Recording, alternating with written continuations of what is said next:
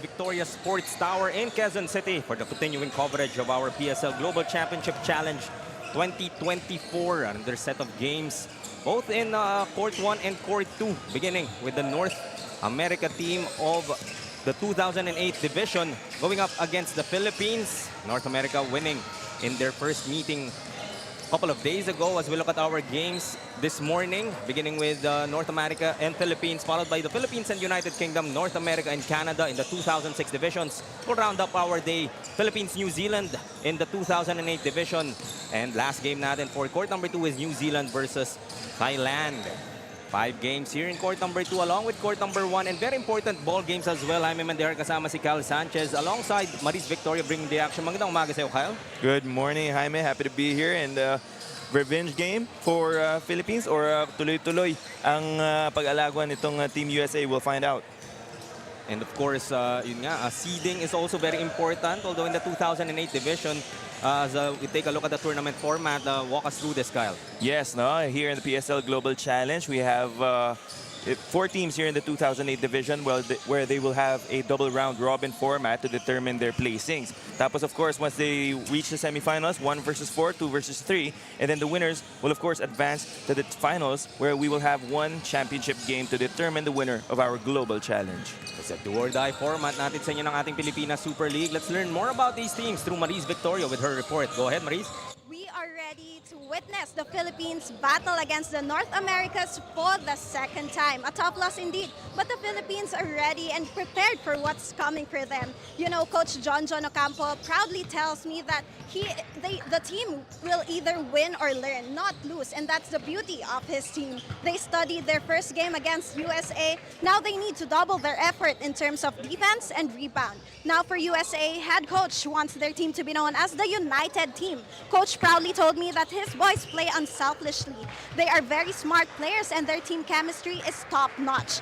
And they are more focused than pressured every game, especially now. They know the Philippines came prepared. That's why they will go all out for today's game. The game is about ready. Let's turn you over to our Coliseum announcer for the starting 5. A pleasant morning, ladies and gentlemen. Welcome to Victoria Sports Tower here in Quezon City. This is the Filipino Super League Global Championship Challenge 2024. It's the Born 2008 division between Team North America and Team Kapampangan with Philippines. Now let's meet the team first from Team North America. Wearing jersey number 1, Enrico Pumbar. Number 2, Curtis Chu. Number 3, Jago Versosa. Number 4, Dominic Tazon. Number 5, Chase Cuevas. Number 7, Christian Corcuera. Number 8, Tristan Telan. Number 11, CP Albano. Number 13, Rory Bernardo. Number 15, Ethan Joaquin. Head coach for Team North America, Oliver Versosa, assisted by Chris Albano. And now let's meet the team with Kapampangan, Philippines. Wearing jersey number 0, Eugene Pania.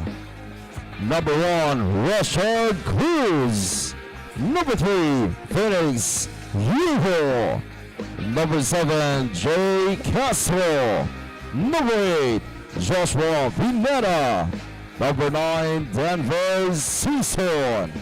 Number 10, Chester Talubot. Number 11, Kent Lagon. Number 12, Rodeo Hilo. 14, Ashley Subyang. Number 15, John Carl Canapi. 18, Franz Vergara. 22, Johnson Zapata. 25, Iverson Pineda. 96, Tracy Pineda. Head coach is John Ocampo. Both teams on the center court for the sportsmanship handshake.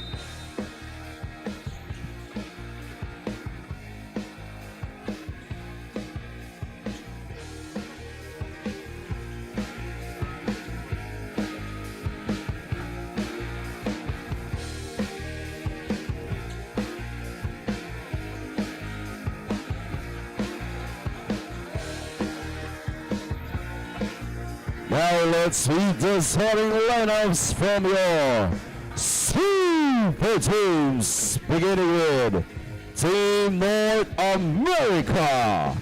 Our point guard number 2, Drago Versosa.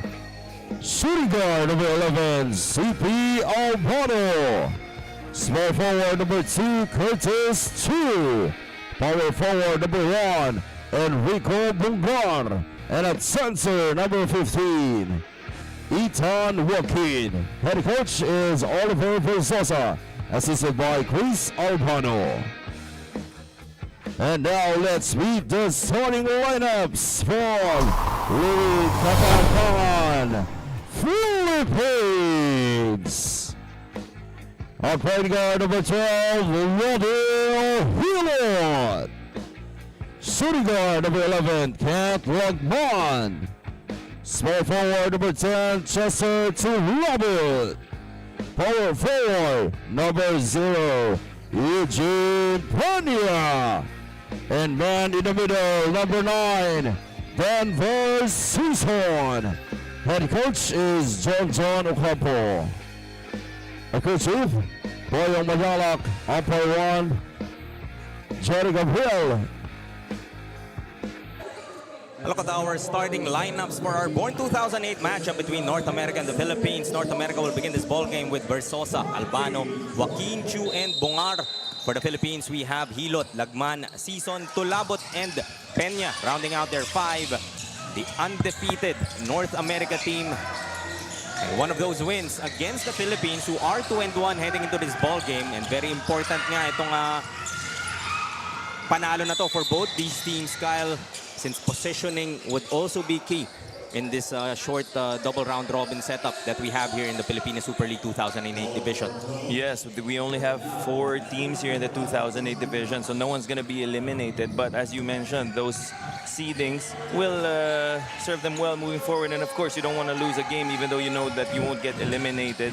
And for both these teams, this is a chance for the Philippines to get some revenge on their U.S. counterparts. And for the U.S., this is another chance to prove why they're on top here in our 2008 division. Of course, the Philippines were our PSL National Finals champion, as our first 2 points brought to us by Chester Tulabot, one of the key guys, if not the main gunner para dito sa Luwid Kapampangan, Philippines.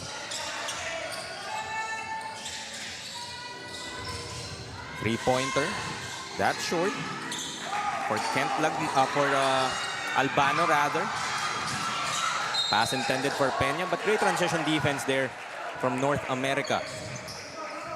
Well, this North America team is guard heavy, so they had a lot of steals as well in their previous win over New Zealand. They had 28 steals, so I'm expecting a lot of pressure on the defensive end coming from North America. And if you are North America, you would want to stay undefeated.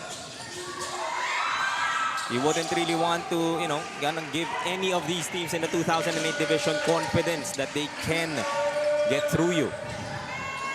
That three-pointer knocked down by Curtis Chu. And that Chu hitting a three-pointer, Kyle. That's something common here in the Philippines. That's something here in the Philippines has been a common thing, especially with, of course, we know Chris Chu. Oh, ka na lumayo pa, right? They go inside as Hilot able to massage his way inside. Philippines back with the lead, and a bonus free throw coming his way. Eudel Hilot, of course, one of 2 players that came from the Caloocan team that was defeated by Luwid Kapampangan in our national finals. Yes, together with John Carl Canapi, that both joining this Pampanga Luwid team here in our global challenge. Of course, Canapi and Hilot, no strangers to us, Kyle, and we know what they could bring into the table. The players that you definitely don't want to heat up in any ball game. And speaking of heating up from outside are the North America team. That three-pointer converted this time by Jagger Versosa. Jagger Versosa, one of the key players here for North America, so you really have to watch out and not let him heat up, especially from 3. Seems like outside shooting the theme so far here for the guys in white. And he did lead by 19 in that previous matchup, Kyle. So you know that they really have kind of the Philippines' number, especially with that win in their first game. That three-pointer though, misses badly. So 13 to shoot. Spin cycle in the lane. A tough shot. Enrico Bungar. Enrico Bungar had 14 points and 3 blocks in their win against New Zealand. So really, even on the defensive end, he makes his impact felt. Three-pointer for the Philippines still. Coming up empty. Cross court, Hilot will try. Still off. As our official signaling a technical foul. Coach John Ocampo of Luwid Kapampangan, Philippines.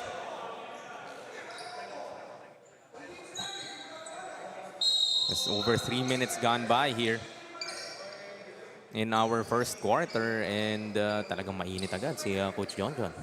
Oh no, Coach not happy with the start ng kanyang mga bata, and of course not happy with some calls he felt should have been made, but yeah, we all know how important this game is for both these teams.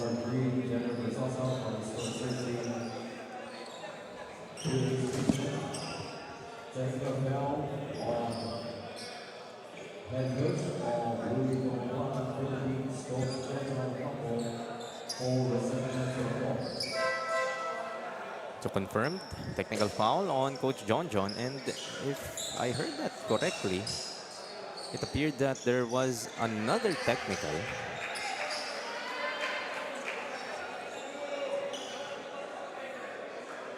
To a player.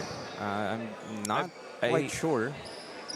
Not sure what merited that technical, but I heard it was given to Jagger Versosa. Although on the line is Albano, and he will hit the technical free throw. So you also have one on the other end.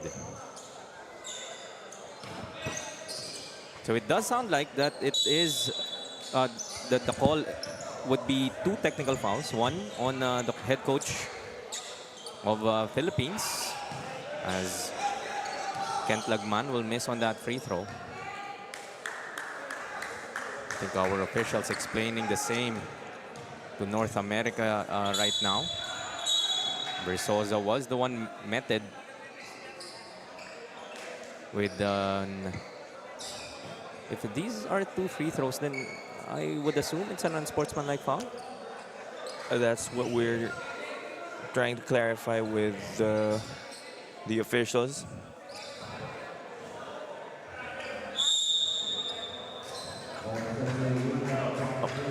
Okay.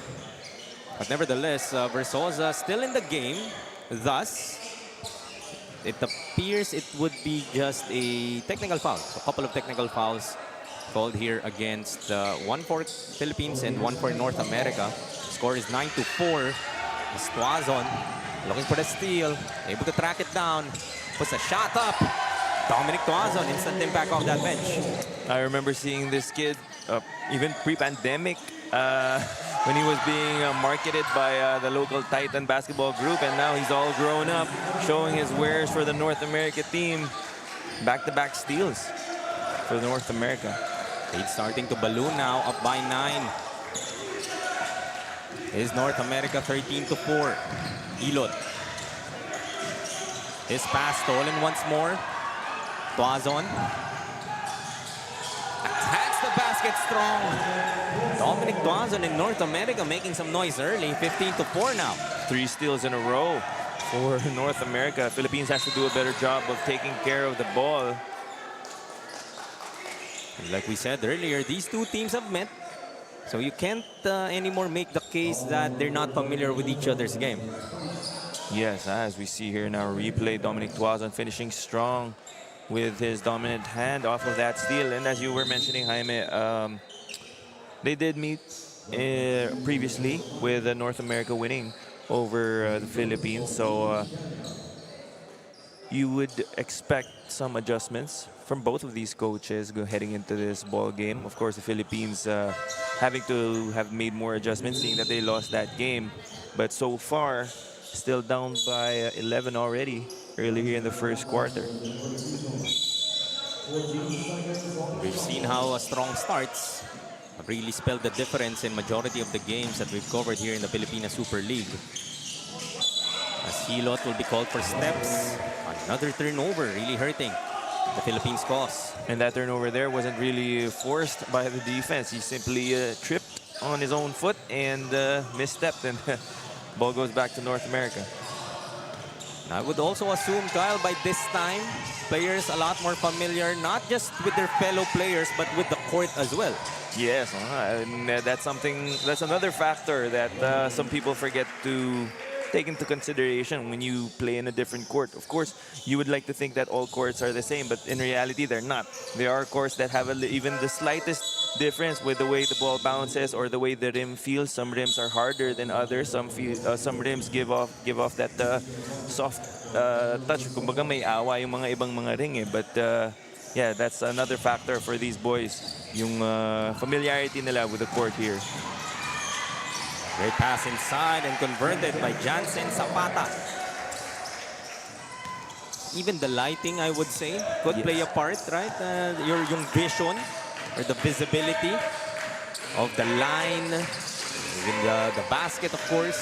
Even the background behind the ring, because that can sometimes affect your depth perception, especially pag malayo yung may crowd pa behind the ring, and supposed to this one, there's just a wall behind the rim, so that can also affect the way a player shoots or the way he sees the floor. That play earlier, another three-pointer. Able to be knocked down by North America, make that 3 3-pointers to begin this ball game.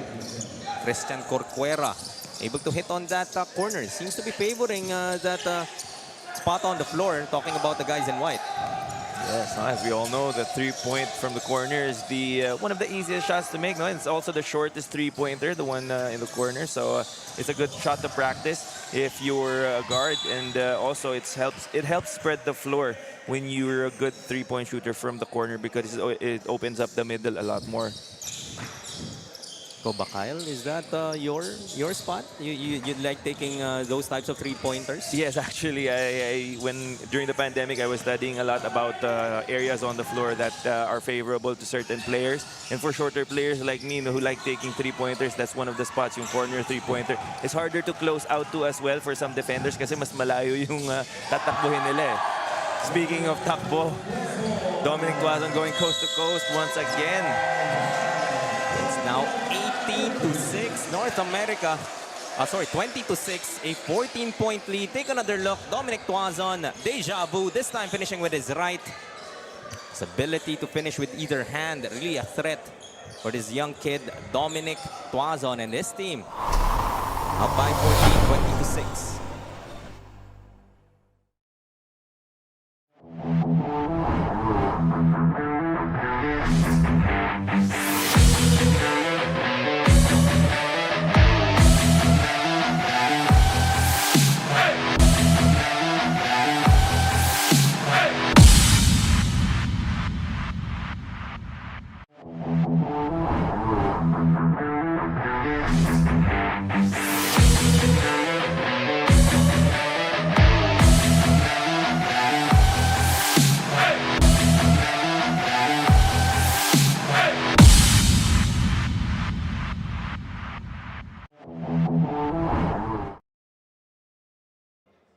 Jaime and Kyle, I'll start by saying North America enjoys their time here in the Philippines. And you know, they always cook Filipino food back in the US, but as for them, the Gen Zs, nothing beats authentic Filipino food. It hits different. Now, although they won on their first game, they watched their performance and adjusted in terms of physicality. Coach has a lot of good things to say to the Philippines players. One of them is they are aggressive and they possess an all-or-nothing mindset. Now, Coach hopes that his team continues and maintains to play and work unselfishly with one another. Jaime and Kyle. I think that was Maris Victorio with that report. And Kyle, time and time again, we've heard of teams coming into the Philippines and they speak about the physicality of Philippine basketball. Can you elaborate more on what you think that physicality means for teams that may not have that taste of Philippine basketball? Yes, for those who, well, for those who are familiar with the Philippine brand of basketball, no, we are a physical country when it comes to basketball and for all sports, for that matter. And I personally have met some friends. I have some friends who are here now in the crowd who came from overseas, who did adjust to the type of physical basketball. They were saying that Filipinos love to use their body, especially on defense, no? And like in the States, kasi the rules might be different, especially in the from the youth level pa lang. You can't really touch anyone, no? All those tiki-taki fouls talagang tinatawag nila in other countries. But here, sometimes the referees let the players play, and that can build habits sa mga players natin na talagang they allow themselves to really rough up yung mga ibang offensive players. Another three-pointer. 4 three-pointers here in the first quarter. This time, CP Albano joining the three-point party. And Maris did mention that authentic Filipino food has been one of the favorites of itong North America team. And mukhang masarap ang nakain itong North America ngayong almusal.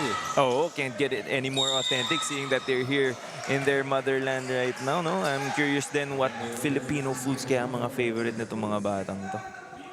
Iba rin daw talaga yung pag binili mo sa palengke versus the supermarket, probably. Oh, I'm sure they have their Filipino groceries, no? Back where they're from. But of course, it's different when you get it here. The lead once again at 14. So a free throw coming the way of Jansen Zapata. Able to convert. 23-10 now. Still 2:48 remaining here in our first period. But a barrage of three-pointers. There's one more on the way. Shot too strong. As a head of steam, Jelly, no good. But there, for that cleanup job is Zapata. This is one of the advantages I see for the Philippines team. They're a taller team compared to their U.S. counterparts. The North America team have been using their strong guard play on defense, no, to create opportunities for themselves, transition, and their good passing like they're what we're seeing here. That basket converted from the baseline from Christian Corcuera. All systems go here for North America to begin this ball game. Several players chipping in.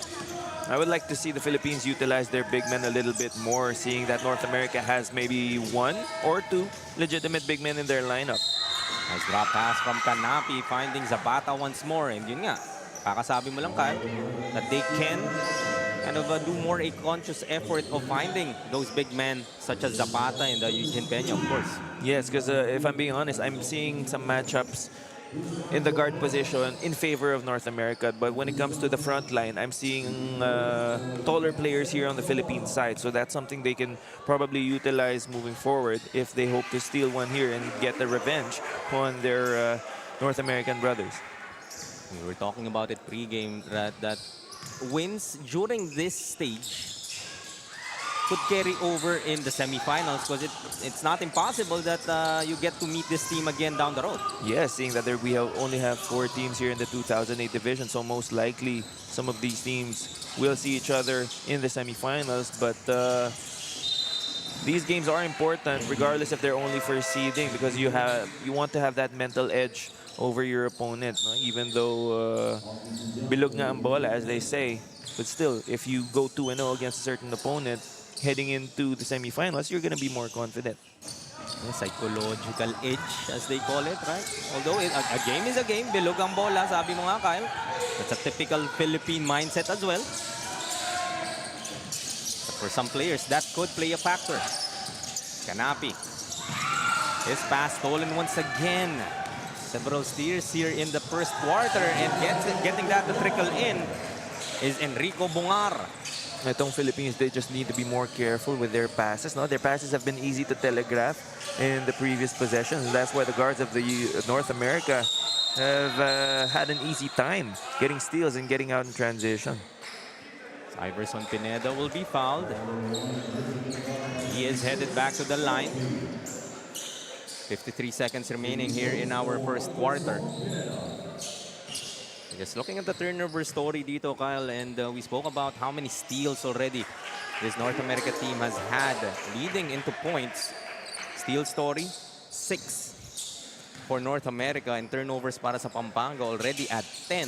And the points of turnover, 14 of their 27 through that fashion. 10 turnovers for one quarter is one of the most, I'll be honest, one of the most I've seen in recent memory. So that's something that they really have to address. Otherwise, this could be a long day for them. And it's quite a long day in their previous game, where North America led by 9 at the end of that first quarter. And they are up by 12 here, the tail end of our first period. Bungar picking it out. Three-pointer once more. 5 threes now for North America. This time, Jagger Versosa hitting his second. Oh, that's someone you don't want to leave open from the perimeter. He's had numerous three-pointers already. So a better closeout job is what I want to see from the Philippines. They go inside to Labot, scoring on that basket. And this guy is one of the players of the Philippines that I think needs to step up a lot more in order to give them an opportunity. Versosa will miss on that 3 attempt to close out our first quarter. 30 big points for North America put up here in the first. They are up by 13, 30-17 heading into our second. Outside shooting has been a premium. 5 out of 10 from the three-point arc are North America so far. They're doing it from all over the place. Getting steals, getting transition layups. Dominic Tazon, 2 of his 6 to begin this ball game. Sharing the basketball as well. Showing that sluggishness para sa North America. We'll take a short break. Magbabalik po ang yung Pilipinas Super League.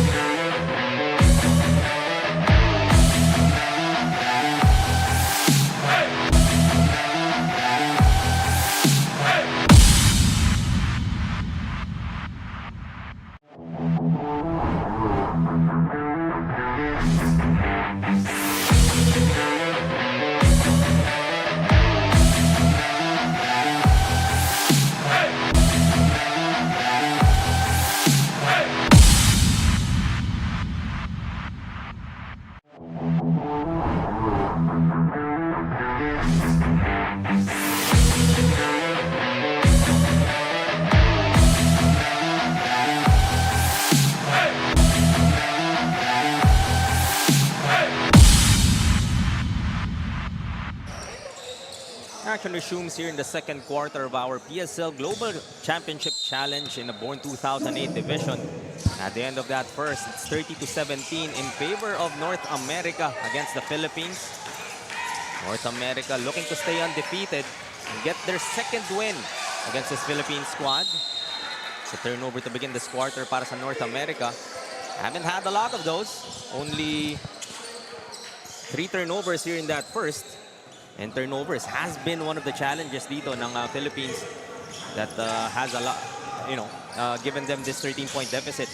Yes, North America has done a better job of taking care of the ball compared to their Philippine counterparts. Philippines having 10 turnovers in the first quarter. That is way too much for any team on any level. And I'd like to see some adjustments defensively on the part of the Philippines. Good job there for back-to-back possessions already, getting some stops. But they have to put points on the board as well. America, a couple of turnovers just when we said na na-limit nila yan in our first period. Zapata, he is blocked. Despite the height disadvantage that we were pointing out earlier, not backing down are the boys from North America with Bungar able to get that block.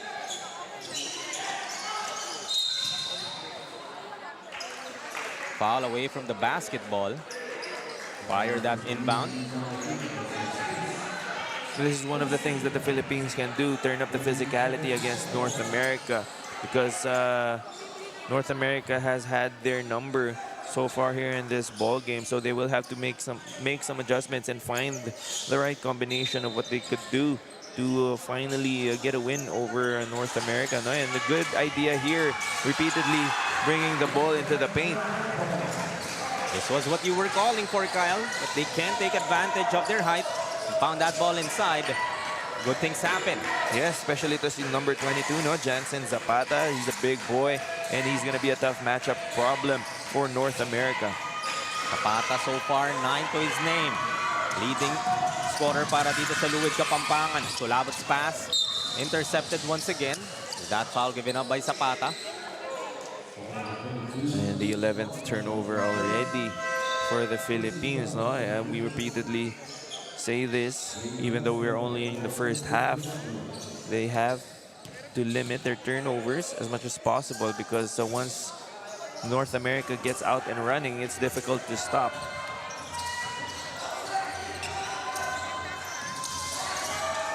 "12 seconds left on the shot clock for North America. This is Versosa.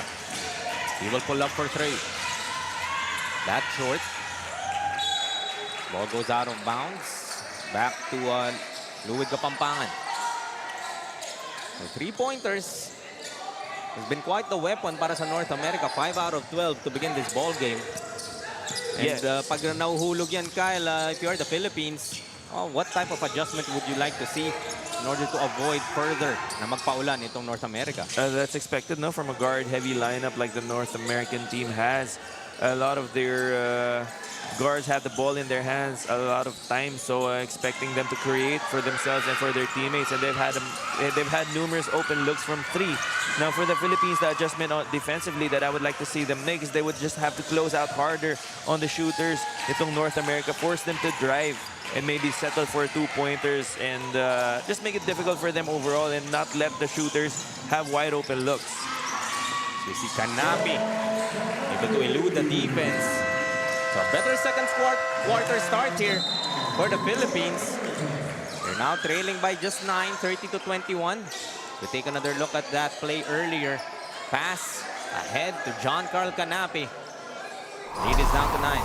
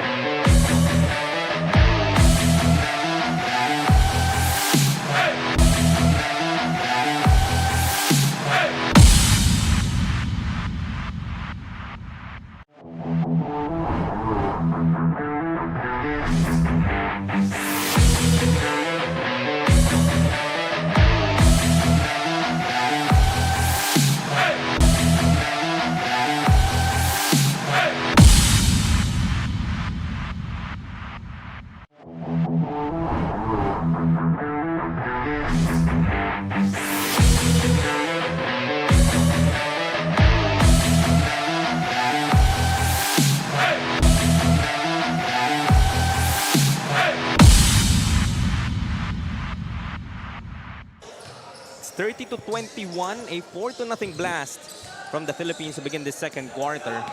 Like this response from the Blue Shirts after trailing by 13 heading into our second.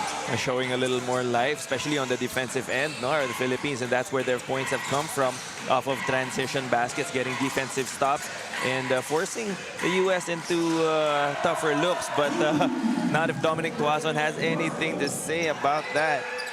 Tough looks, Kyle. Tough look kay Dominic Pamatay Tazon. sunog yun for Dom. This first 3-pointer of the game, a lead up to 12 once again. Canapi gets that 3-pointer back.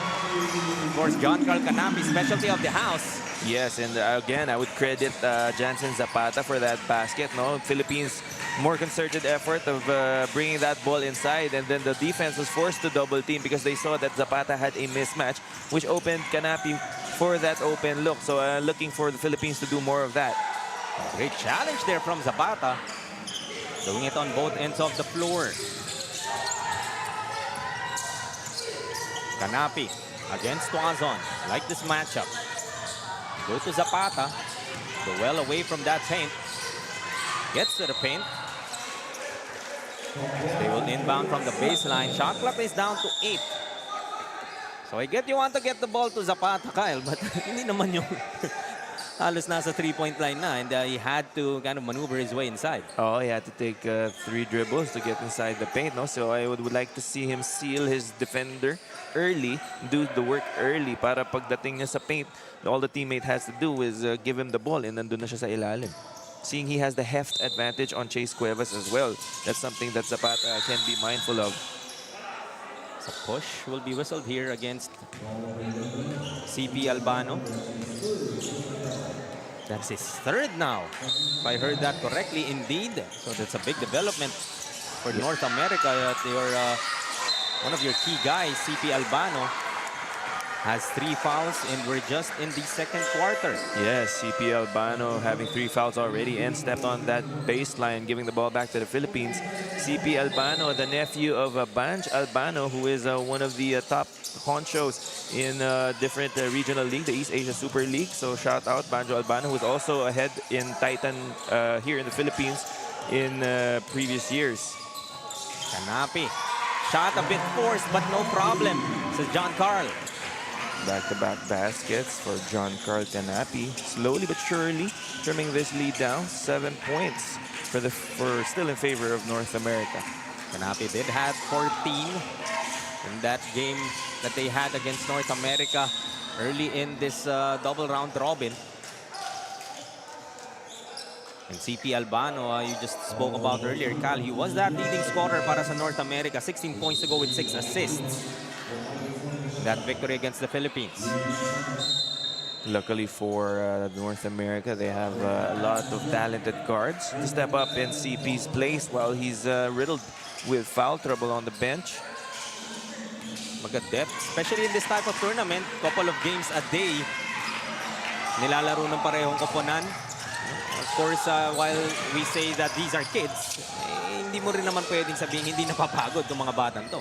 Yes, of course. No, you don't want to burn them out, no? Especially as you head into the semis, a lot more important games. So you would have to manage their minutes a little better and maybe spread the minutes out para everyone can get a little more equal playing time. Zapata short stab, gets his own miss. As an offensive foul will be called here. B against Zapata. That would be 2 now on their big man. Slowly but surely, the Philippines inching closer to North America. Trailed by as much as 13 in that first quarter, as the lead is down to 6. Biggest lead para sa North America pala was 15. Keyhole jumper. Shot too strong. Para kay Cuevas. They go to Zapata once again. A spin cycle. Sumobra, but Peña there. Sagot kita. Peña, another big body para dito sa Philippines. No? He had a big game as well in their win against Canada. They scored 20 points and grabbed 8 rebounds. So here we see the front line that the Philippines has over North America. No? That advantage, yung height and the heft. Tazon another 3. And another conversion. Tazon hot here in the first half. Already has 12. Dominic Tazon lighting it up from deep. And as I mentioned earlier, kung inside scoring ang advantage North America, it's the outside shooting of the North America. But Eugene Peña showing us as well that he can score from both inside and outside. I've seen this kid play before, talking about kung si Eugene Peña. And I like that he has developed that outside shot as Tazon can't get the shooter's roll. Ball stolen. Philippines looking to go on that break, but a foul given up here by Christian Corcuera. Just going back dito kay Eugene Peña, Kyle. That outside shot, especially in this type of big man, parang gusto mo maging stretch for, and I like to see that type of development in his game. Yes, no, he's not the tallest kid, as we see naman that with that shot of Eugene Peña from the corner. He's not the tallest kid, but with his heft, no, his body, he really can play both inside and out. And it's nice for him to develop that outside shot, for him to get, you know, when he moves on to the next level, he can still find a niche for himself. And look at that pass from Peña as well. Sucking in the defense, gets it to Zapata.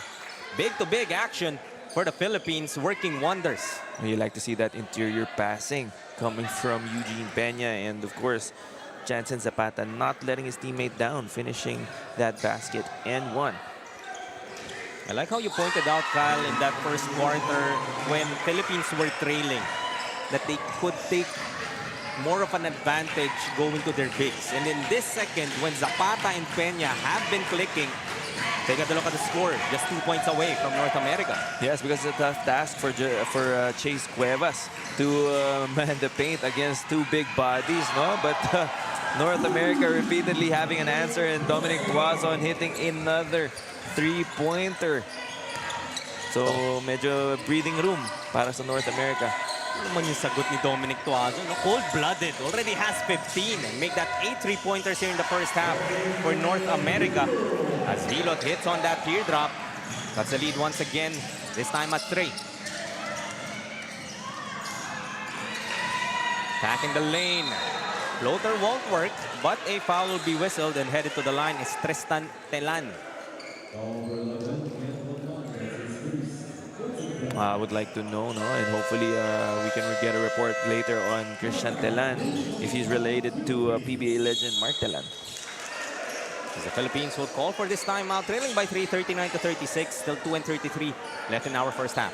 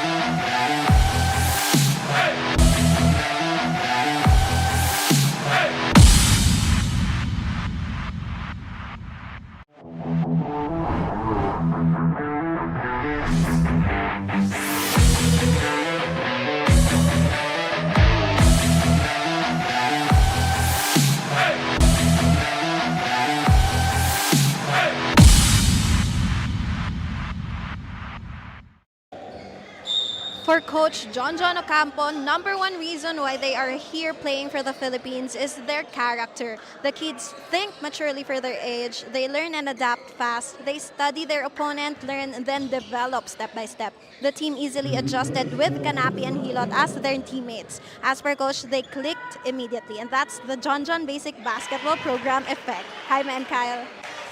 Thank you, Maris. And so far, Philippines has made a great adjustment between quarters, and the lead now just at 3. They were trailing as much as 15. Yes, I like what I'm seeing from the Philippines, no? Putting up a better fight compared to their first matchup here against North America. And as Maris mentioned in her report, that familiarity and chemistry itong Pampanga Luid Philippines team is evident on the way they're performing here in the court right now, and the way they've incorporated itong si Canapi and I forgot who Hilot. Yes, Hilot and Canapi coming from a different team, no? Caloocan team. But they've welcomed them with open arms, and kita naman natin chemistry is not a problem, and they're readily contributing here for the Philippines. Peña looking ahead. Get it to Zapata. And he will be fouled. Now we mean free throws for Jansen Zapata. Both teams in the penalty, so Philippines can potentially take the lead heading into the half. Just a minute and 45 remaining here in the second. Just going back to the report of Maris, and while the system, baga yung basic or the simplified system of Coach John is a factor in terms of integrating new players, nakakapasok nga lang ni Canapi and Hilot. Talk about how difficult it is as well for a player to get into a different system, because they played in Caloocan for the whole of the national finals, and I'm sure they have their own other leagues that they play in as well, talking about Canapi and Hilot. But as a player, how complicated could that be? And how a simple system such as Coach John Jones will be able to help you integrate faster? as a player, it can sometimes be intimidating getting into a new team, no? New system, new coach. So you would have to kumbaga, start from scratch, getting to know new people, no? Introducing yourself. You might be given or assigned a new role to a team. So an adjustment is really going to be a factor, no? In the way that you're going to play and the way you're going to produce on the court. Now for Kanapi and Hilot naman, it's nice to see that the coach has simplified the system for them to be easily naka-adjust sila easily here to their new team. Speaking of adjustment, adjusting mid-air, getting that contact. The basket plus the bucket para kay Enrico Bungar. Bungar so far already has 8. Trying to weather this Philippine storm. Kasi nakadikit man ng Pilipinas, hindi naman hinahayaang makalamang itong North America. Every time Philippines is in shouting distance, no? North America gets a little more breathing room, finds a way to get a basket. 4 points na ulit ang kalamangan for North America. A minute and 20 remaining. Tulabot.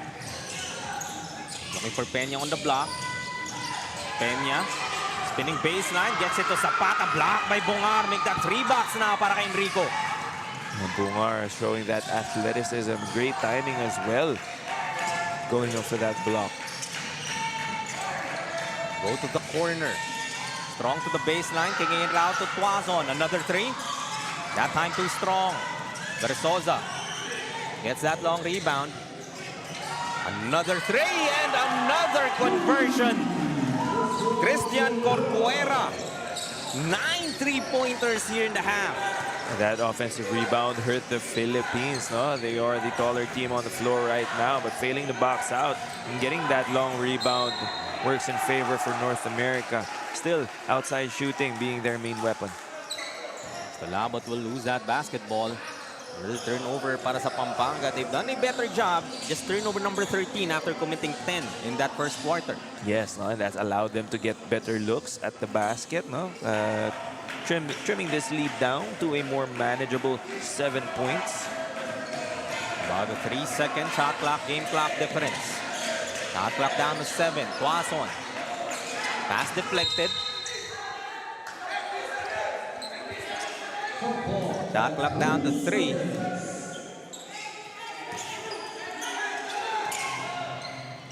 Versosa. The count of it goes. Back is open. As they end the second quarter with, guess what, Kyle? Another 3-pointer. Another 3-pointer. Make that 10 threes. 30 points by the 3-point variety just in the nick of time. Off the glass, he called it. Doesn't matter. His team up by 10, 48-38, heading to the second half.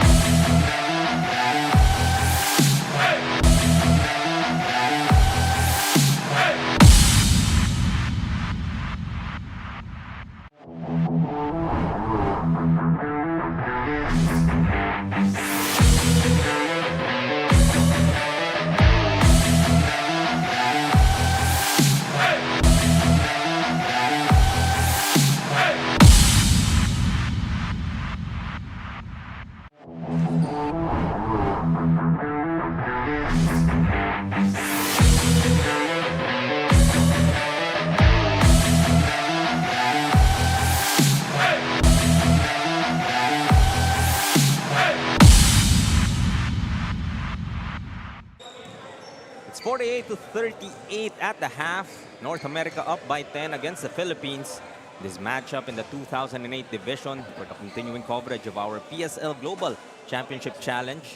Some highlights for you. North America with that strong start, led by as much as 15 in that first quarter through the efforts of Versosa, Bongar, and Tazon. Philippines, 10 turnovers in that first quarter.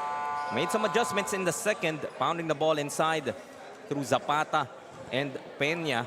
Hilot and Canapi slowly clicking as well for the boys in blue. As we take a look at the halftime statistics dito, Kyle, what pops out para sa'yo? Well, those turnovers talaga are what caused the Philippines to go down early, giving up a double-digit lead to North America. But as we see yung points in the paint, doon naman sila bumabawi. Philippines pounding the ball, as you said, inside with utilizing Zapata and Peña, having that height and heft mismatch against the front court nitong North America. And of course, itong fast break points, 11-2 in favor of North America. Not surprised there. Guard heavy ang lineup nitong North America. They were getting out in transition a lot, especially in the first quarter, getting a lot of steals and deflections off of the errant passes of the Philippines. And good to see some adjustments made by both teams. So heading into the second half, we'll see what type of game plan both coaches have given their boys. And the Philippines was able to cut the lead down to 2 late in that second quarter. But you like that North America, each and every time the Philippines have threatened, they immediately have an answer. And kumbaga, hindi lang binuhusan ng tupig eh. Talagang pinapatay yung sunog. Yun nga, as you mentioned, talagang 2 points na lang. Kalamangan ng North America almost heading into the halftime break. But yun nga, Dominic Tazon, Jagger Versosa hitting some key three-pointers to extend this lead even further. Peña will be called for an offensive foul. Trying to get possession inside. Leading scorers for that half, Tazon already has 15. Behind, I believe, 3 3-pointers. And the big man, Jansen Zapata naman, for the Philippines, leading the way with 14. And Philippines once again in a 2-3 zone, but North America not having any difficulties whatsoever scoring against the defense of the Philippines. Bongar also in double digits now with 11. Just picking his spot and pulling up. Peña trying to muscle his way through. Those 3 blocks ni Bongar in that first half could be something that Peña was thinking about. Oh no, Bongar may have the maybe a little skinnier compared dito kila Peña and Zapata, but athletic itong si Bongar, and he really times his jump really well, especially in getting those blocks. Great interception There's a couple of free throws coming up para kay CP Albano. Of course, Albano nursing those 3 fouls in that first half. But you like how the other North America players fill in the shoes dun sa scoring nga that they missed due to that foul trouble from CP. Yeah, especially Dominic Tazon stepping up in the first half, hitting a lot of three-pointers, scoring 15 points. CP Albano at the line trying to make up for lost time, having 3 fouls early in the second quarter, which caused them to sit out the remainder of that half. But he is one of the more talented players in this lineup. He had 14 points in their last game, a victory over New Zealand. He also had 7 steals that game, as well as 4 assists. So complete stat line as well for CP Albano. Imagine North America up by 10 at that half with limited minutes pa para kay CP Albano. It's really how deep this North America team is. Yes, well, he had those numbers in only 22 minutes of gameplay. So very efficient showing for CP Albano. Not the best showing out for him here today. Medyo inaala siya. I'm sure the defense has adjusted to him as well. Marked man itong CP Albano. But he's doing a good job so far, staying aggressive and also involving his teammates. No? Credit to his teammates as well for stepping up. Of course, foul trouble could take any player out of their rhythm. And if ikaw naman si CP Albano, you don't really want to rush yourself back into this ball game. So Labot saves it to the wrong jersey. Shot clock will reset. This is Albano. Versosa now. They swing it to a corner 3 and another one to open up our second half. 11 threes in total. This time it's Curtis Chu with his second 3. When it rains, it pours for North America, spreading the wealth. Rather, not just 1 or 2 players hitting from outside, but numerous players already chipping in from deep. Philippines trying from outside but will miss. Biggest lead now para sa North America at 16. Bungar sidestepping his way through, finishes off that glass. Minonstra pa sa atin, Cal. What he did exactly in that previous play. This would now be a 8-0 run to begin our third quarter. Look at that move. So nice. Let's take a look at that twice and thrice. Without the basketball that time, Enrico Bungar, his team, up by 18.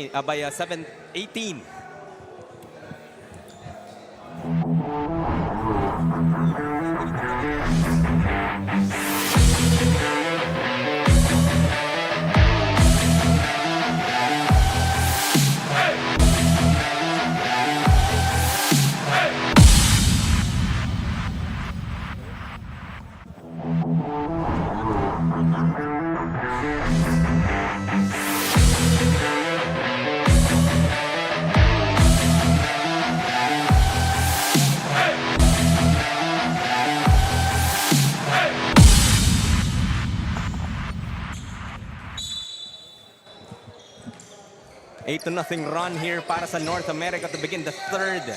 They've created the biggest cushion so far at 18, 56-38, and the Philippines. The struggles continue. Just as we were saying that the Philippines have done a good job in adjusting dito sa game plan ng North America. North America showing us that they have more weapons in their arsenal. Still, yung three-point shooting ng North America being their main weapon here in this ball game. The Philippines still having trouble adjusting and closing out the shooters. And the effort of the Philippines to bring that basketball into Zapata and Peña. North America has done a better job in terms of collapsing dito sa big men nga ng Philippines. So Labat though comes up with a steal. Trying to lead the break para sa Luwid Kapampangan. That shot will go for the first 2 points of the Philippines here in the third. Lead still at 16. Chance of defense coming from behind the Philippines bench.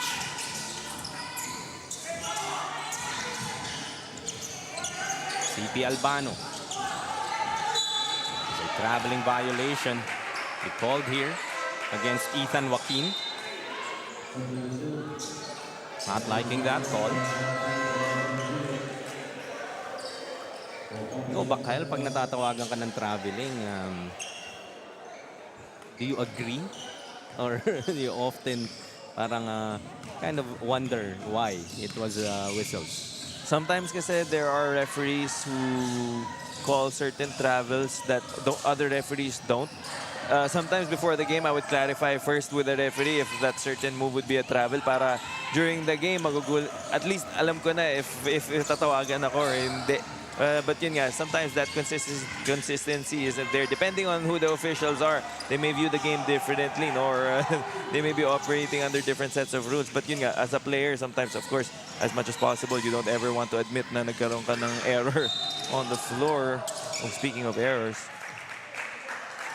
It's a loose ball foul. Whistled against Chase Cuevas. Ball will stay with the Philippines. Inbounding from the baseline with 14 seconds on their shot clock. And they've had some success executing from this side of the basketball. Hilot getting that put back of that miss from John Denver Season. Stringing some points are the Philippines. A 4 straight. Lead down to 14.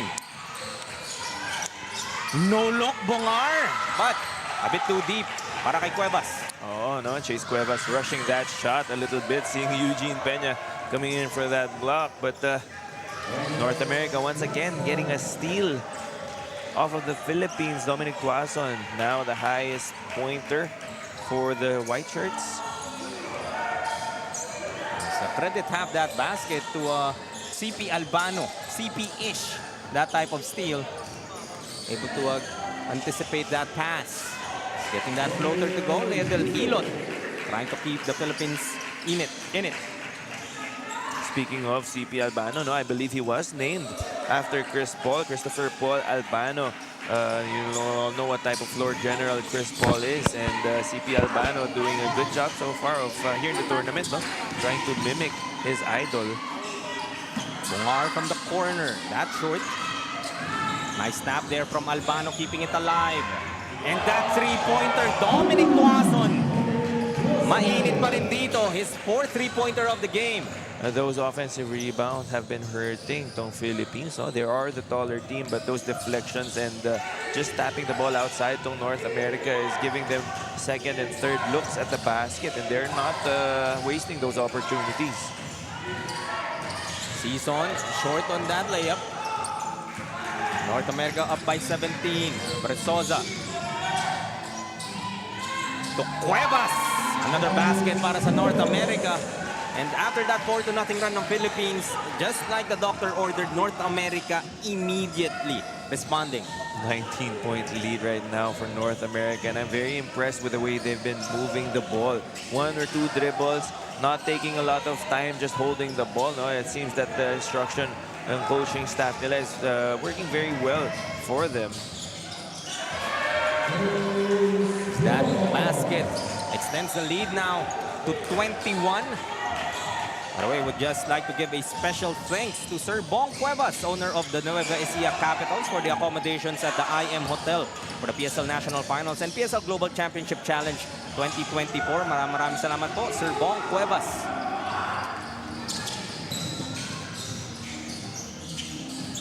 Albano gets it to Versosa. Strong that 3 attempt. But you do see that North America really has kind of that conscious effort to put those 3-pointers up. Yes, no, they are not hesitating. As soon as they're open, they're just letting it fly. I think that's one of the instructions of their coaches. No, don't hesitate. Once you have an open look, go ahead and take it. So far in this game, 12 out of 27. Shooting at a high clip. Let's take another look at that previous play. Peña using too much muscle, erasing itong si Jagger Versosa. Oh, no, Peña could have opted to just put the ball up, keep it high, seeing as he had a smaller defender on him already. Didn't really need to carve out that much space. He was already close to the basket, rather. Ball movement from North America, leading to the 3-pointer, but that rattles out. Philippines dodging a bullet there. Another wide open 3-pointer for North America. Mas pagdating dito sa North America, no, parang kahit sino threat from outside. Oh, and this is the type of team you like to play with, yung spreading the wealth. They're not hesitating to move the ball and find the open man. And as a player, that's an enjoyment, no, in playing with players like that. Tazon, long two-pointer, no problem. Dominic Tazon already has 22 points. North America now leading by 23. Pouring it on to the Philippines. It's still 2:25 remaining here in the third.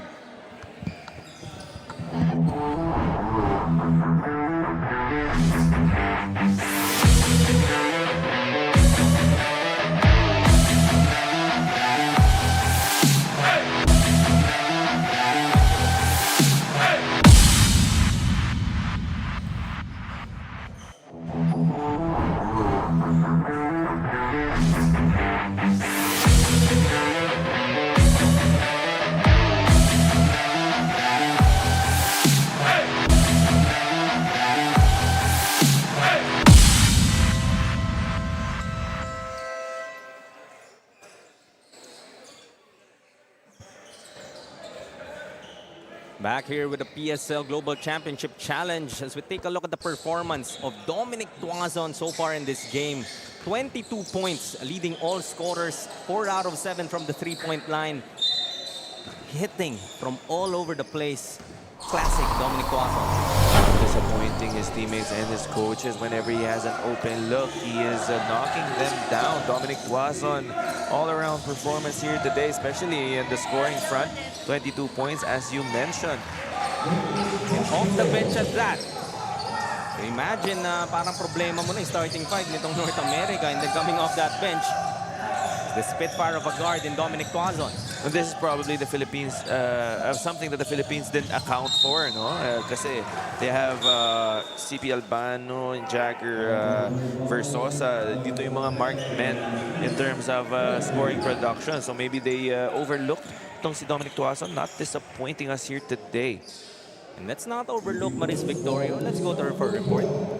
Hi, man, Kyle. Number 8 from North America, Tristan Telan's uncle is Mark Telan, a former PBA player. He said he haven't met him yet. His father is a distant cousin of Mark, and he would love to meet his uncle and, of course, bond through basketball. Now, for the second half, Coach wants to see fast ball movement and sure shots from them. Hi, man, Kyle. Thank you, Maris, for that report. And the fastball movement has been the recipe for North America. And thank you for finding out if he is related to the Mark Telan, of course. Former pro and a LaSalle legend. Oh, Mark Telan, I was still able to catch him towards the tail end of his PBA career. No? So a very talented big man was Mark Telan. And yun nga, Tristan Telan, distantly related. Hopefully he gets to meet si Mark Telan while he's here in the Philippines. Imagine, no, getting pointers from Mark Telan as a young player. Because he played at the highest of levels. One of the players, I would say, Mark Telan, na back when hindi pa sikat yung mga big men na may tira sa labas, Mark Telan already had that.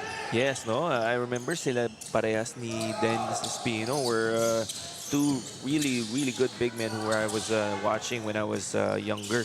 And yun nga, Mark Telan, early version of the stretch bigs that we have today. And stretching it is Dominic Tazon. And look at the crowd of North America. 5 3-pointers now para kay Dominic Tazon. And you can really see the body language of the Philippine team deflated right now after another 3 from Dominic Tazon. Third opportunity, make that fourth opportunity as Tulabot is fouled and will head to the line. So Tulabot, one of the players that I mentioned this earlier, being relied on here by Luwid Kapampangan. As we take another look, kabibigay lang natin ng highlights dito kay Dominic Tazon. Ibinigyan na naman tayo ng isa pa. Oo, dinagdagan pa. Dominic Tazon not satisfied with his performance here so far. Maybe aiming for a 30-piece. Dominic Tazon lighting it up. 5th 3-pointer already. Just under 17 minutes of action, Kyle. Grabe, that is efficiency at its finest for Dom Tazon. Another LaSalle product, of course.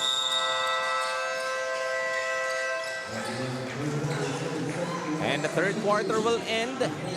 Philippines ending with that basket. Let's see if that can give them some momentum heading into our last 10 minutes of action. Still down big, 71-50 at the end of our third quarter.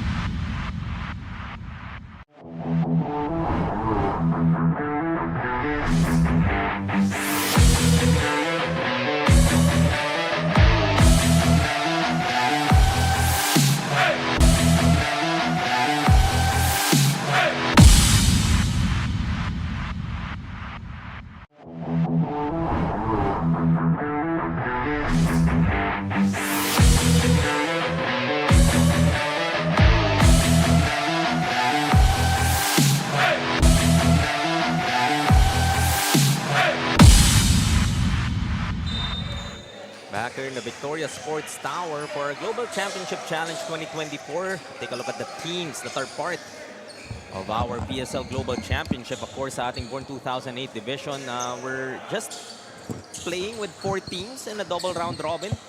Philippines, North America, UK, and the Phil Nation Select of New Zealand. Sa ating 2006 and 2008 division, we also have God is Good and Great Canada and Trail International School as well. North America so far in the driver's seat. They've held on to this lead for quite some time, even if the Philippines were able to trim this lead down to 2 at the latter part of that second quarter. Oh, they finished the second quarter strong, huh? But that third quarter push by North America really getting separation from this Philippine team. Labot able to find Ashley Sundiang underneath.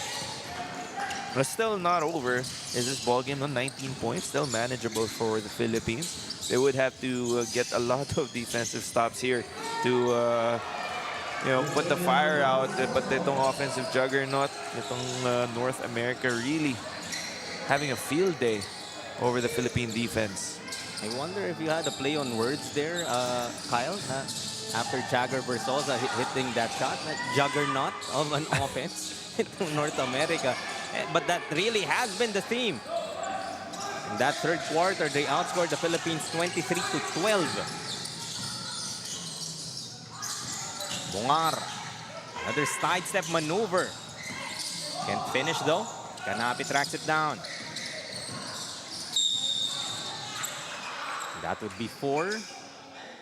If that is Albano, that did a great job in avoiding committing that 4th in that third quarter.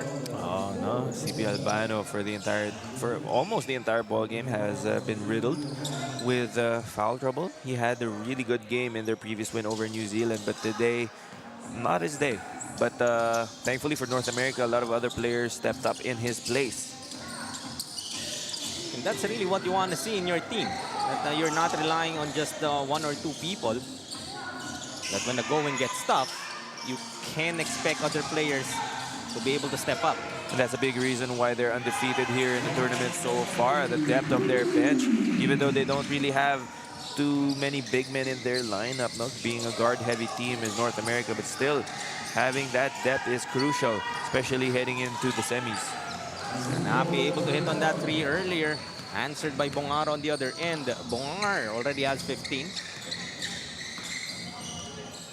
Like the size and length din ito ni Enrico Bongar. A lot of promise and potential in this young kid. Speaking of promise and potential, though missing that 3 is John Carl Canapi. One of the deadliest shooters that I've seen here in the youth basketball. Lead still at 20, 75 to 55. 7 and 20 remaining here in the fourth as a foul away from the basketball. Some color developing here between Canapi and Tazon. We have to take another look.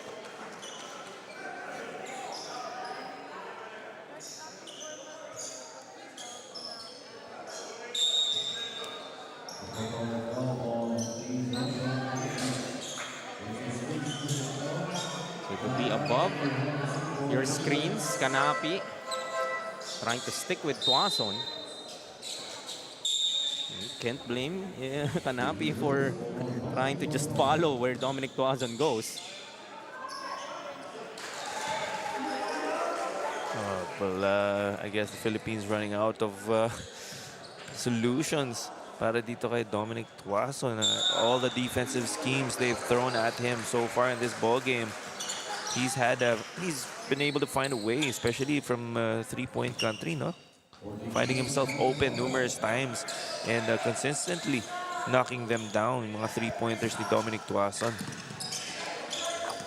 By this time, no, it was Dominic Tazon. I think he's seen all types of defenses from age group to age group. Talagang isa sa mga kailangan mong antutukan itong si Dominic Tazon. The shot clock does run out. A bit unaware was North America in that instance, still looking to execute that play. Just going back to that unsportsmanlike foul of Canapi, ang mas masakit pa dyan is he has to sit those mandatory 3 minutes. And when you badly need offense for this Philippines team, without Canapi, that's one less weapon na pwede mong puntahan.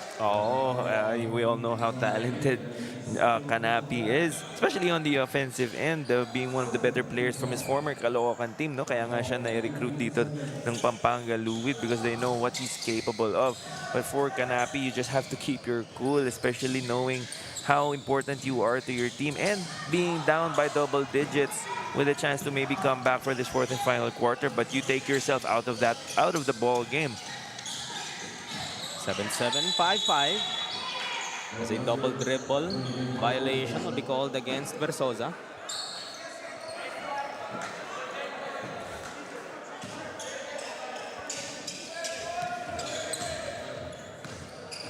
If you are the Philippines as well, while this is by no means an insurmountable lead, Kyle, we spoke about how these two teams could eventually face each other down the road, either in the semis or possibly in the finals. Dahil wala nga malalaglag sa ating Born 2008 division. This is more a seeding that we're trying to figure out in the early part of our Filipina Super League Championship, Global Championship Challenge. So you would want to kind of give yourself some confidence na makakadalawa na sa'yo itong North America eh. So you would want to kind of get something at least from this game. Yes, honestly, I was expecting a closer ball game, seeing that they already played each other. But the adjustments of the Philippines didn't really work the way they were hoping to, I guess. And for North America naman, they had their own adjustments as well. They were probably expecting whatever game plan that the Philippines had prepared for them. And yun nga, heading into the semis, having a 2-0 advantage against a certain team, that mental edge, as we mentioned earlier, is not something that you can overlook. Even though you can, yung performance mo on the court is one thing, but yung psychological effect kasi that you already lost to a certain team twice, that can plague you, no, in the back of your mind. There's a pause in the action. Peña will be shooting these free throws. So 6 and 10 remaining in this ball game. In that second quarter, what made Philippines successful as they were able to bring the lead down to just 2 was when they pounded it inside. 20 points in that paint in the first half. But they haven't quite, or it's been more difficult to get that ball to the likes of Peña and Zapata in this second half. Yes, in the second quarter, no, that's why they were able to cut down the lead when Peña and Zapata utilized their advantage underneath, and they also created opportunities for their teammates when the North America team started doubling them. down low. They were able to get some open looks from 3 as well. But North America did a good job adjusting to that, making it difficult for the big men to, just make it hard for them to seal down low and get proper positioning. Things getting chippy now for both teams. It's not something you want to see at the tail end of this ball game. This is a big lead, 77-56, 21-point advantage para sa North America. Well, you appreciate the competitiveness of these players as we see Telan committing that foul against Tracy Pineda. And let's commit to Maris Victoria with this report. Go ahead, Maris. Good defense, but their offense isn't following up. He said USA is a tough one to beat because they are a really good players considering their age. As per coach, maybe today isn't their lucky day, but the game is not yet finished, so they will give their best shot. Whatever the outcome is, they will still be grateful because they will learn something new again from this game. Jaime and Kyle. Thank you, Maris, and excellent message there, no? I mean, yes, it might be an impending loss for your squad, but doesn't take away from what you could learn that you can carry over. Sabi nga natin, won't be surprised if these two teams once again face up on our global finals. Yes, no, as a player and as a coach, you always want to be able to learn something, whether you win or you lose. You always try to take something away from a ball game that you can implement in your team, in your game plan, in your strategies moving forward. And for the Pampanga Luwid team here in the Philippines, they have a lot to look back on in this ball game, back to the drawing board for them. And if ever they do meet up again in the semis, speaking of North America and the Philippines, maybe it'll be a different story. Who knows? North America trying to slow this game down and to milk as much clock as they could as Tazon will be fouled.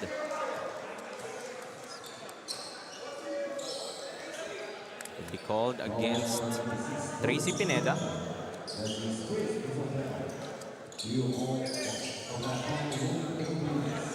Baseline inbound here for North America. 14 seconds left on the shot clock.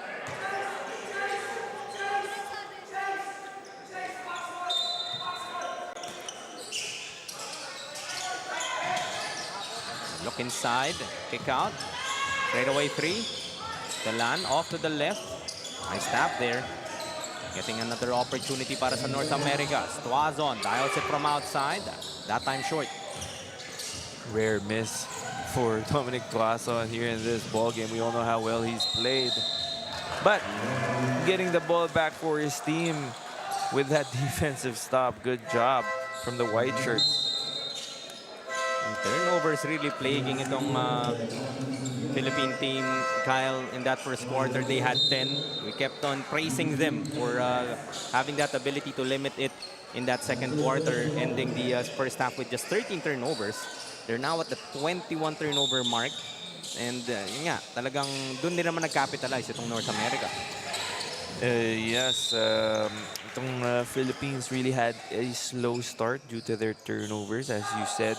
And it would be a much closer ball game, I would expect, had they taken better care of the ball in the first quarter, as they did here in the second half. Full court pressure here from the Philippines as Jay Castro able to hit that bucket earlier. Halfway through our fourth.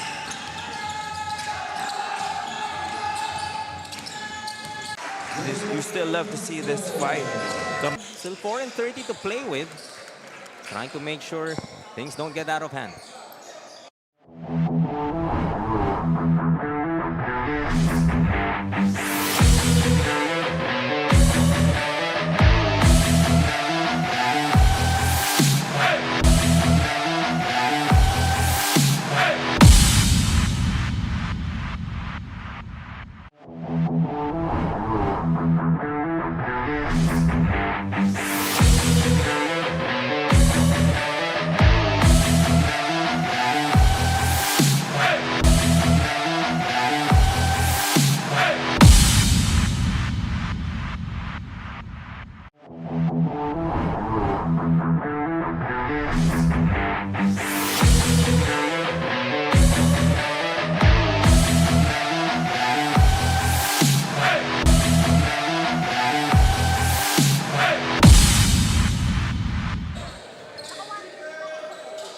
tayo dito sa Victoria Sports Tower in Quezon City for this 2008 matchup between North America and Philippines. A 16-point advantage for the boys in white. So 4.5 remaining in this ball game. Jaime Mendera kasama si Cal Sanchez alongside Maris Victoria bringing the action live on your YouTube streams. Pleasant morning to you all. Bongar, we haven't mentioned his name in a while as he will be fouled and will head to the line. Ashley Sunbiang committing that personal.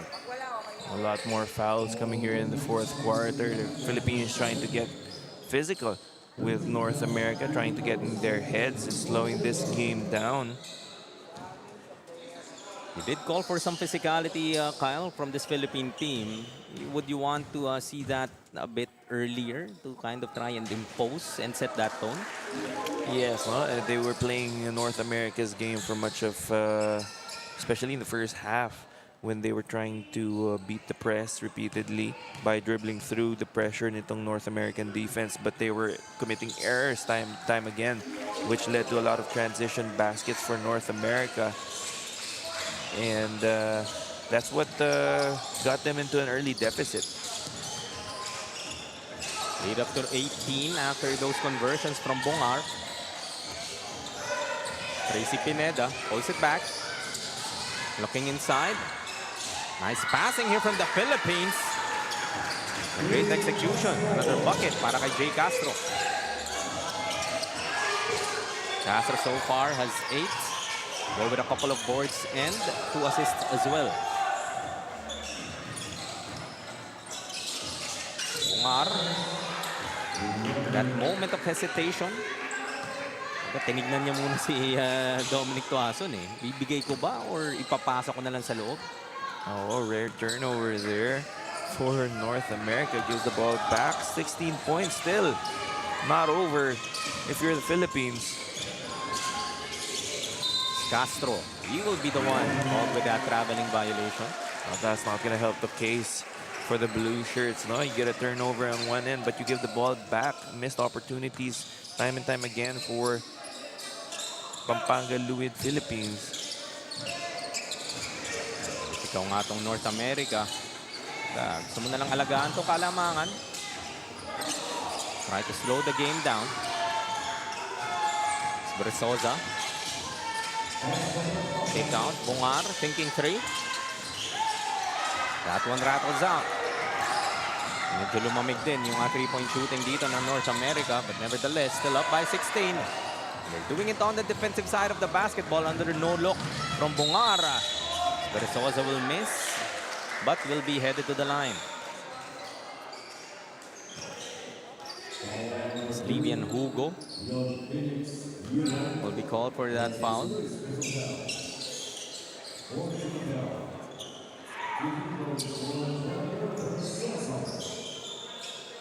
16-point lead pa rin para sa North America, 79-63. A shade under 3 minutes remaining in this ball game. Do you like how that Philippines are now trying to put some of their players that have played limited minutes in this game, try to get them some rhythm? This is not their last game of this day. Lalaro pa sila mamayang alauna going up against New Zealand. We talked about depth earlier and how important that is. Mga 9-man lang yung rotation dito ng North America, Kyle. Samantala for the Philippines, several players available. And you never know when you might need these players, no, going to more as you play more ball games, especially towards the end of the day. Mapapagod din yung mga starters mo eventually, especially if you play them heavy minutes. So giving these second and third stringers some playing time is going to be crucial to in later games. No? You might not feel the impact right now, but later on you will. Nandiyan pa yung gana eh, right? And, nakapag-almusal ka pa. Ganda pa gising mo. And you never know, later on, maybe maging magic bunot tong mga player na to eh, na magkaroon sila ng confidence here, even though it's already a 17-point lead for North America. If they gain a little confidence here, maybe in the next ball game, if they get more minutes, they could play an X-factor type of role for their teams.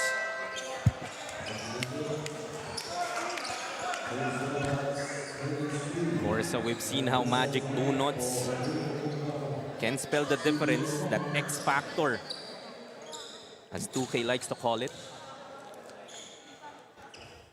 And sometimes it could be those types of players that kasi kadalasan basa mo na kung who's who when it comes to these teams because they have played each other, number one, and you also have their games that would be available for you to look at and assess.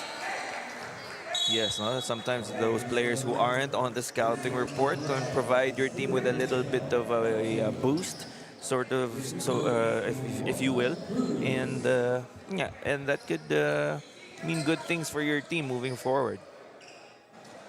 You see on the line is Rashard Cruz.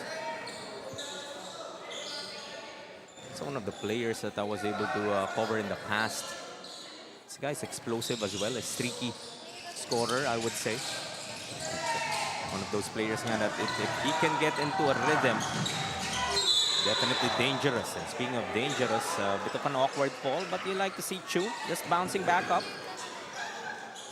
And that's that shows how nice it is to be young, no? Curtis Chu shrugging off that awkward fall.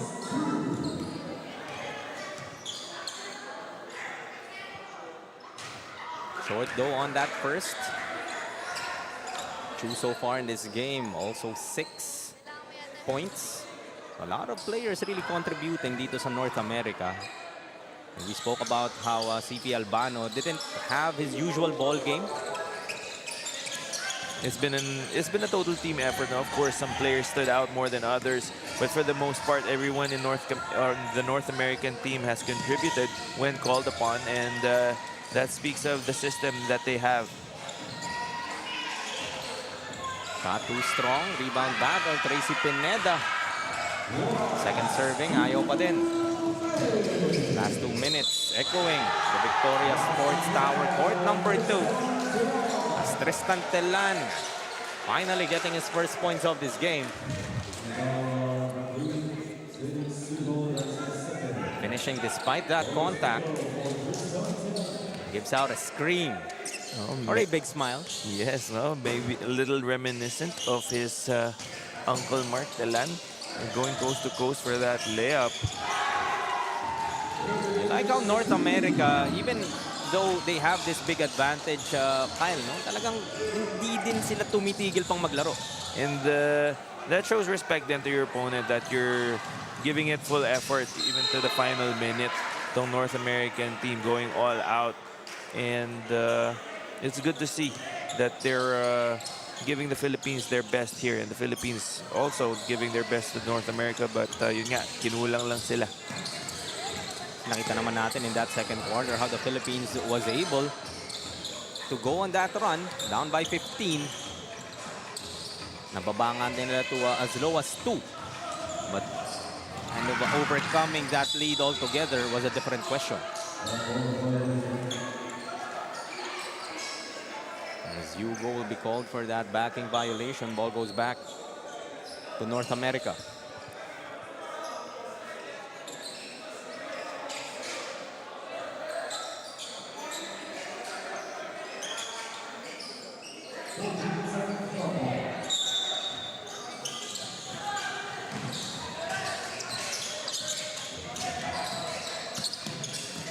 Telan.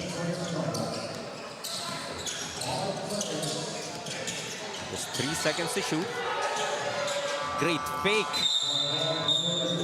Rashard Cruz able to tap that ball away as a shot clock violation will be called here against North America. Final score na lang ang hinihintay natin here, no? 20-point lead for North America. A dominant performance, another statement win for them. They will likely stay undefeated, 4-0 in this double round robin. Holding on to that top spot. In the 2008 division, Kyle, it's just positioning. However, we spoke a lot about psychological edge. And if you can go undefeated heading into the next round, could be intimidating for some teams na wala man lang nakaisa dito sa North America. If you are the Philippines as well, then ikaw din yung hindi ka rin naka-isa dito sa North America despite a couple of opportunities to do that. Medyo sa'yo talaga yung burden to adjust on how you can figure out how to beat this North America team. The Philippines will call for this timeout. Still down by 19, 85 to 66. Just 38 seconds remaining in this game.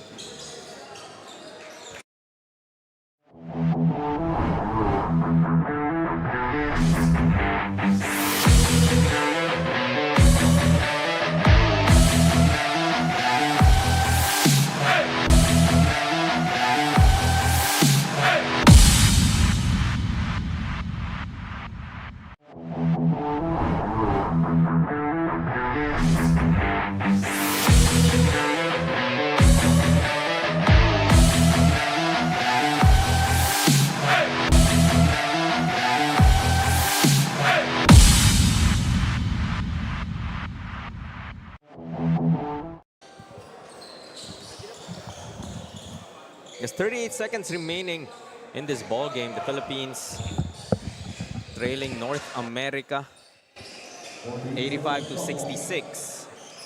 They call for this timeout, looking to draw something up.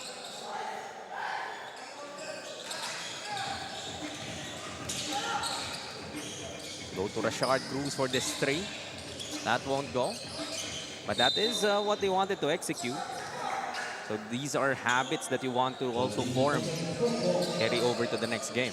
At this stage of the game, you just want to tell your players to execute the offense. No? Maybe try to, especially for these third stringers, give them that confidence that they can utilize coming into future ball games.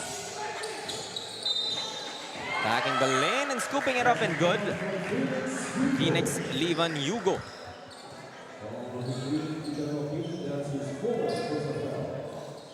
A bonus free throw coming his way.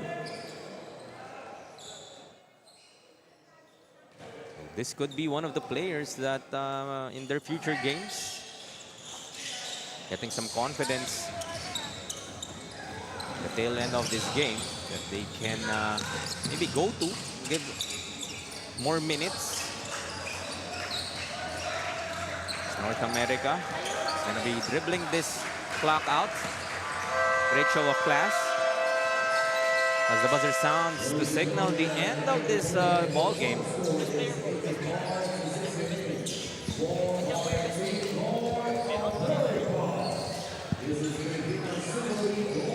So 17-point lead para sa 17-point victory for North America, staying undefeated 4-0 to begin the season. Yes, strong start for the tournament for North America, stamping their class here against the Philippine team, going 2-0 in their series already, and 4-0 for our global challenge. Of course, three-point shooting was a premium for North America, hitting on 13 three-pointers out of 32 attempts. Of course, this guy had 5 of those. Dominic Tazon really showing that he can elevate his game regardless of age, regardless of league. Like to see this kid shine. Off the bench, limited minutes. Really spark plug of this North America bench. Firing on all cylinders was Dominic Tazon today, from inside and outside, showing us a complete offensive ball game and carrying the way for North America. A couple of other players, of course, did contribute. 17 for Bongar, Bersoza finished with 13. On the other end naman para sa Philippines, back to the drawing board. But they could definitely take away that Zapata was one of their key players. But it was one player that was head and shoulders above everyone. Dominic Tazon, kasama ni Maris Victorio for our best player of the game. Yes, I'm here with Dominic Tazon, our best player of the game. Now, Dominic, we really see different approach and styles you guys did earlier. If I may ask, how different is playing basketball here in the Philippines compared to playing basketball in the USA? I think it's more physical here, and maybe the calls are different. Because actually, naglalaro ako dito eh. Yeah, and I was just invited to play here. So I'd like to thank Coach Banjo for allowing me to play with him, and I want to thank my teammates as well. All right, in preparation for your next game, in what aspect does your team still needs to work on? Maybe we can get better on defense, especially for the rebounds. All right, now this is your opportunity to greet your supporters. So I'd like to thank my teammates, Coach Banjo, and my family. Thank you. All right, that's Dominic Tazon, our best player of the game. Hi, Ben Kyle. Thank you, Maris, and congratulations once again, Dominic Tazon, for being our best player of the game. And of course, North America for getting their 4th straight victory in the 2008 division. Coming up next, it would be the Philippines going up against the United Kingdom. We'll take a short break. Magbabalik po ang inyong Pilipinas Super League dito. Pinoy ang bida.